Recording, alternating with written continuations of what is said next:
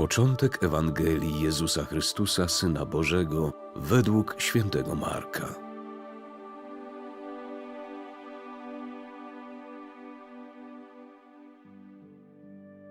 Liturgia słowa, czyli czytania mszalne na poszczególne niedziele, są ułożone według 3 cykli A, B i C.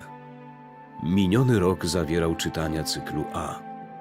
Teraz rozpoczynamy nowy rok liturgiczny B, a za rok od Adwentu rozpocznie się cykl C. Tak więc w ciągu 3 lat Kościół przybliża nam wszystkie Ewangelie według świętego Marka, Mateusza, Łukasza i Jana, a także inne kolejne fragmenty Starego i Nowego Testamentu. W modlitwie Lectio Divina zatrzymamy się tylko na perykopach ewangelicznych. Najważniejsza jest modlitwa Słowem Bożym, a nie poznanie całego Pisma Świętego. Najistotniejsze jest, by usłyszeć, co Bóg mówi do mnie dziś. Mam być jak nurek, który idzie w głąb tekstu, a nie jak motorówka, która chce płynąć jak najdalej. Przewodnią księgą w tym roku jest Ewangelia według świętego Marka. Jej słowom towarzyszyć będą obrazy tzw. Piątej Ewangelii, czyli Ziemi Świętej. Mówimy Ewangelia według świętego Marka, gdyż pierwszym autorem Biblii jest sam Bóg. Jednak w proces powstawania tekstu biblijnego Bóg włączył też wybranych ludzi, również jako autorów. Przy spisywaniu Słowa Bożego ludzki autor wykorzystywał swoje zdolności literackie, swoją kulturę i wiedzę o świecie. Pisał ludzkimi literami w danym języku, jednak w konkretnym czasie i miejscu. Poznanie tych miejsc i zwyczajów ludzi, którzy wtedy żyli, pomaga w zrozumieniu słowa. Teologowie pouczają, że ten ludzki wymiar Pisma Świętego jest podporządkowany woli Bożej. I to, co w Biblii dotyczy zbawienia, nie zawiera żadnego błędu, niezależnie od tego, jak precyzyjne czy nieprecyzyjne są inne informacje, związane na przykład z historią czy geografią.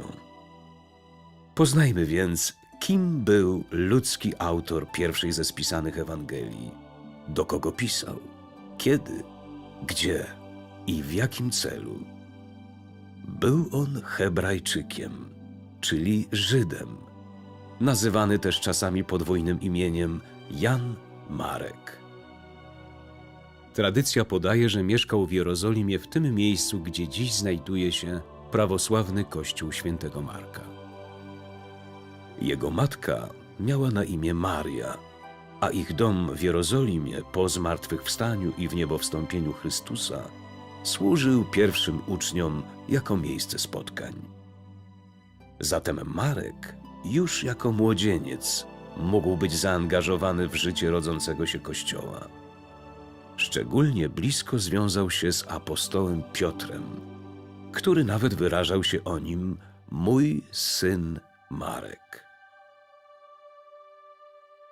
Ten duchowy syn Piotra jako pierwszy spisał Ewangelię, gdyż wcześniej istniał tylko ustny przekaz dobrej nowiny. Marek pisał w Rzymie i przede wszystkim rzymskich chrześcijan miał na uwadze jako swych czytelników. Był to czas prześladowań Nerona. Rozpoczął pisanie po męczeńskiej śmierci świętego Piotra i Pawła, czyli po 67 roku, a zakończył przed zburzeniem Jerozolimy w roku 70. Minęło więc nieco ponad 30 lat od śmierci i zmartwychwstania Jezusa.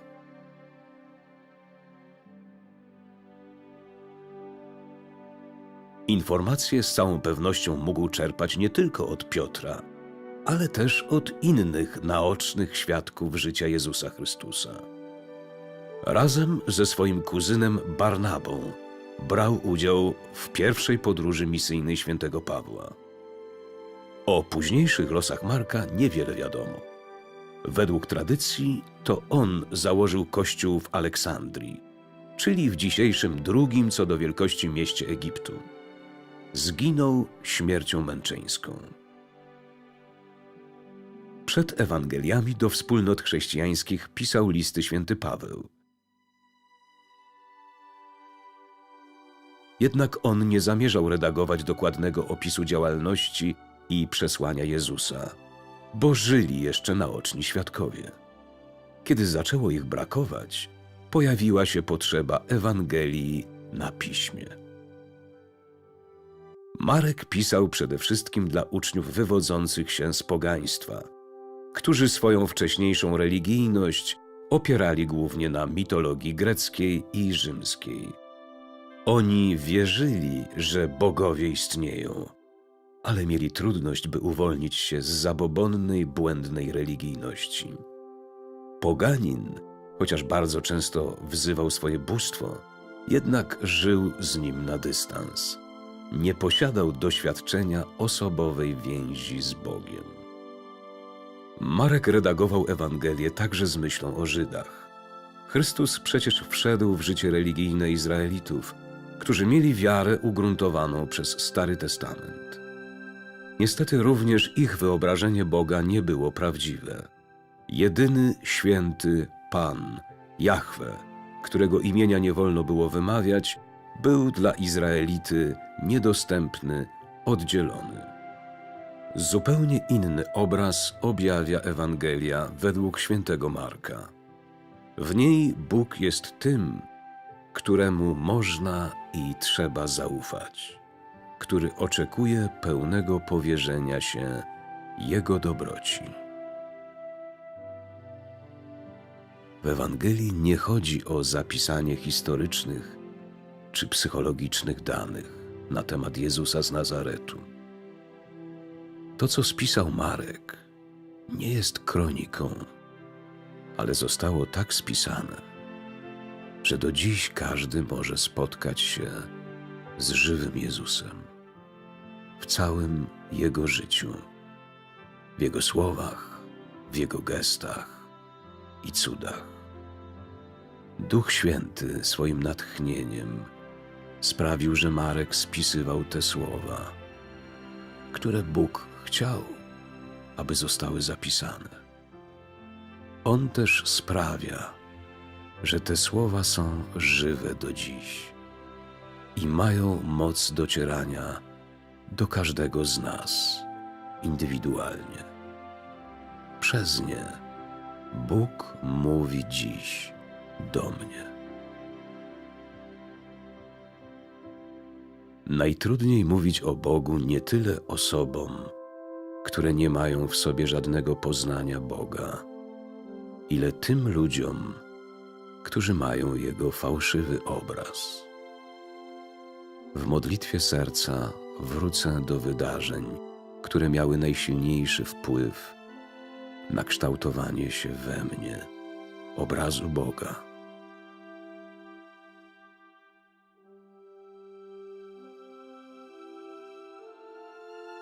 Uchwycę ich związek z moim dzisiejszym przeżywaniem wiary.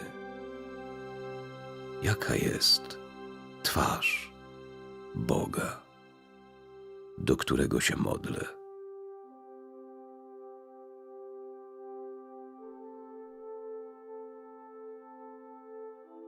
Jawi mi się jako dobry ojciec, czy groźny i kapryśny Bóg pogański? Otwórz się na Jezusa, zanim jeszcze zaczniesz czytać pierwsze wersety spisane przez świętego Marka. Ewangelia nie jest jedynie księgą do czytania, ale wydarzeniem, w które mamy zaangażować nasze życie. Poczuj się uczestnikiem tych wydarzeń, a nie tylko lektorem.